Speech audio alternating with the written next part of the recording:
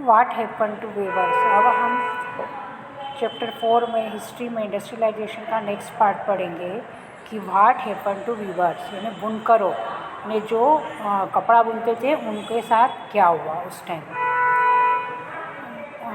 The consolidation of East India Company power after the 1760s did not initially lead to a decline in textile exports from India. Indian fine textiles were in great demand in Europe. The French, Dutch, Portuguese, as well as the local traders competed in the market to secure woven cloth, so the weaver and supply merchants could bargain and try selling the produce to the best buyer. बुनकरों के साथ क्या हुआ। 1760 के दशक के बाद east India company की सत्ता के सुदृढ़ीकरण की शुरुआत में भारत के कपड़ा निर्यात में गिरावट नहीं आई थी। यूरोप में बारीक भारतीय कपड़ों की भारी मांग थी। बुने हुए कपड़े को हासिल करने के लिए फ्रांसीसी, डच और पुर्तगालियों के साथ साथ स्थानीय व्यापारी भी होड़ में रहते थे। इस प्रकार बुनकर और आपूर्ति सौदागर खूब मोलभाव करते थे और अपना माल सबसे ऊंची बोली लगाने वाले खरीदार को ही बेचते थे। The East India Company monopoly right to trade. It proceeded to develop a system of management and control that would eliminate competition, control costs, and ensure regular supplies of cotton and silk goods. East India company व्यापार पर अपने एकाधिकार का दावा कर सकती थी। उसने प्रतिस्पर्धा खत्म करने, लागतों पर अंकुश रखने और कपास व रेशम से बनी चीज़ों की नियमित आपूर्ति सुनिश्चित करने के लिए प्रबंधन और नियंत्रण की एक नई व्यवस्था लागू कर दी थी। यह काम उसने कई चरणों में किया। फर्स्ट था, the company tried to eliminate the existing traders and brokers connected with the cloth trade and establish a more direct control over the weaver. कंपनी ने कपड़ा व्यापार में सक्रिय व्यापारियों और दलालों को खत्म करने तथा बुनकरों पर ज़्यादा प्रत्यक्ष नियंत्रण स्थापित करने की कोशिश की। Second, it prevented company weavers from dealing with other buyers. One way of doing this was through the system of advances. दूसरा उसका चरण था, कंपनी को माल बेचने वाले बुनकरों को अन्य खरीदारों के साथ कारोबार करने पर पाबंदी लगा गई थी। बुनकर उनको कहा जाता है जो कपड़ा बुनकर तैयार करते हैं। इसके लिए उन्हें पेशगी यानी एडवांस रकम दी जाती थी। उन्हें अपना बनाया हुआ कपड़ा गुमाश्ता को ही देना पड़ता था। उसे भी किसी और व्यापारी को नहीं बेच सकते थे। 8 loans flowed in and the demand for fine textiles expanded. Now they had to lease out the land and devote all their time to weaving.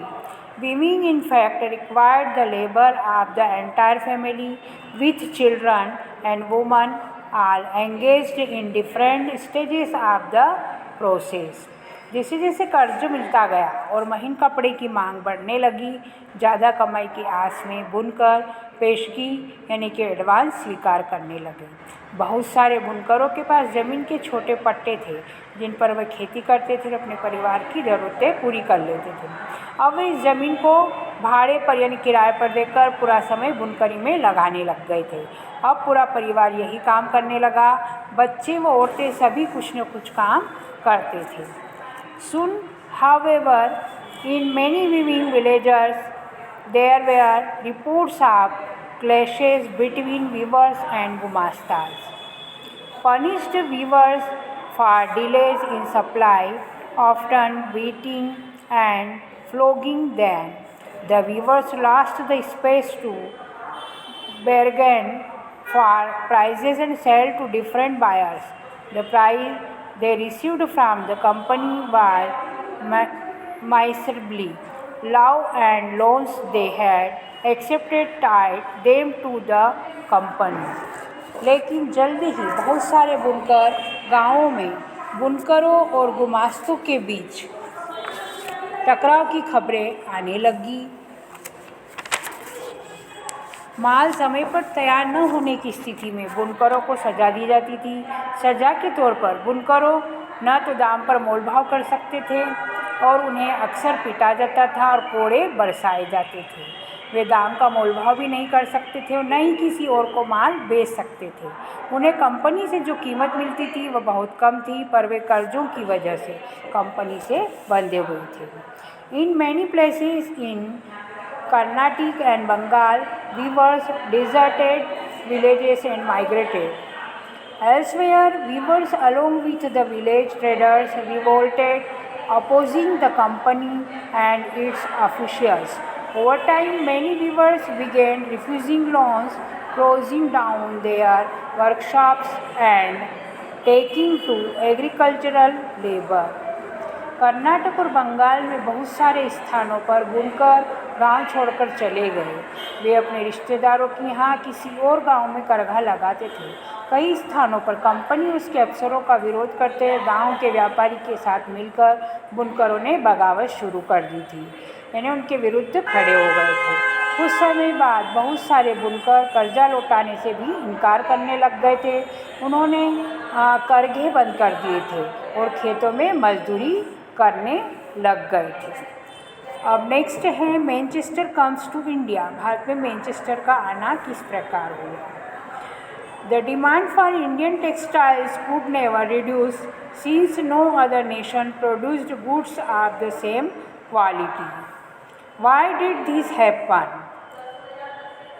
As cotton industries developed in England, industrial groups began worrying about imports from other countries.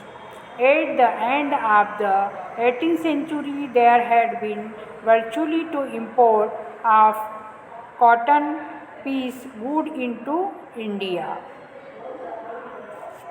Bharat में Manchester का आना किस प्रकार हुआ। 1772 में east India company के अफसर Henry पुटलो ने कहा था कि भारतीय कपड़े की मांग भी कभी कम नहीं हो सकती, क्योंकि दुनिया के किसी और देश में इतना अच्छा माल नहीं बनता। 19वीं सदी की शुरुआत में भारत के कपड़ा निर्यात में गिरावट आने लगी, जो लंबे समय तक जारी रही। ऐसा क्यों हुआ, आइए इसके बारे में हम नेक्स्ट में जानते हैं।